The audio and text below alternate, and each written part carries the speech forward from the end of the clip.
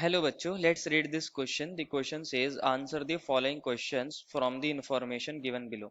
By adding impurity, the conductivity of silicon or germanium can be increased. Introduction of these impurities generate defects in their crystal lattice. The semiconductors generated are of two types depending upon the nature of impurity. Addition of impurity of arsenic in the following crystal results in the formation of option A, a p-type semiconductor, option B, an impurity defect, option C, a semiconductor having free electrons, and option D is an electron deficient semiconductor.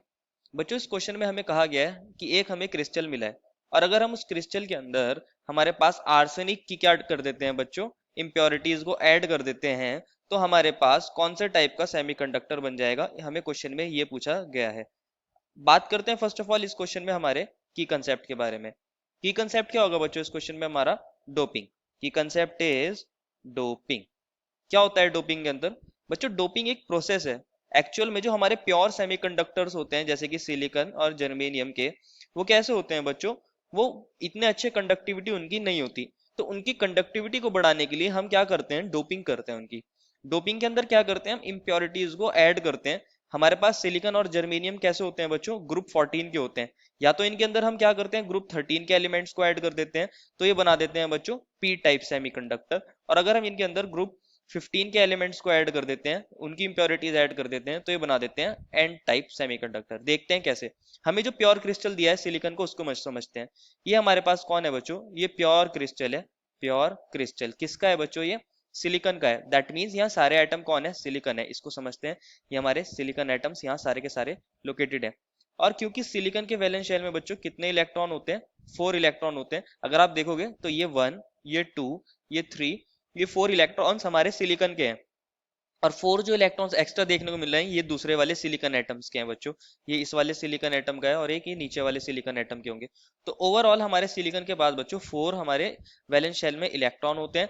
तो वो क्या करता है? 4 covalent bonds बना लेता है। 4 covalent bonds बना लेता है।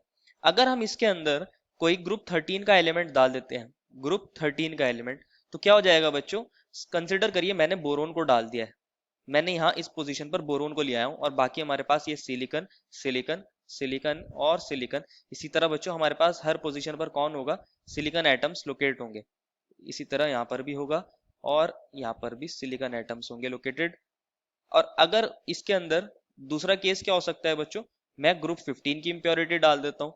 ग्रुप 15 की इंप्योरिटी, तो हमारी सभी पोजीशन पर कौन रहेगा बच्चों? सिलिकॉन रहेंगे। कंसिडर करिए मेरी इस पोजीशन पर आर्सेनिक आ गया। आर्सेनिक ग्रुप 15 को बिलोंग करता है। ये हमारे पास बाकी पोजीशन पर कौन है बच्चों? सिलिकॉन है। क्योंकि मैंने इसके अंदर बच्चों किसे डाल दिया है? आर्सेनिक। और आर्सेनिक के वैलेंस इलेक्ट्रॉन कितने होते हैं बच्चों?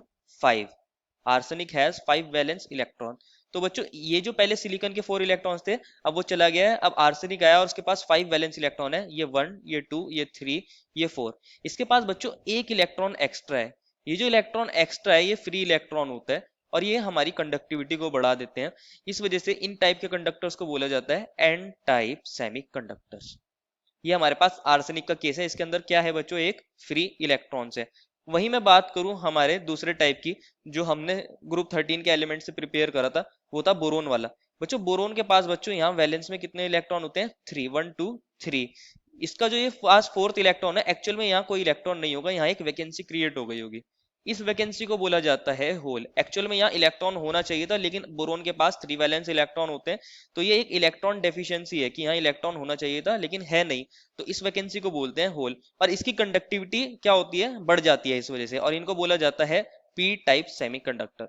तो हमसे क्वेश्चन में पूछा गया था कि अगर हम आर्सेनिक की इंप्योरिटी डाल देते हैं तो किसकी फॉर्मेशन होती है बच्चों? हमारे पास एन टाइप सेमीकंडक्टर की फॉर्मेशन हो जाती है। तो हमारे ऑप्शन जो ए है पी टाइप सेमीकंडक्टर, वो गलत हो जाएगा। एन इम्प्योरिटी डिफेक्ट बच्चों, ये इम्प्योरिटी डिफेक्ट भी नहीं है, ये भी गलत हो जाएगा।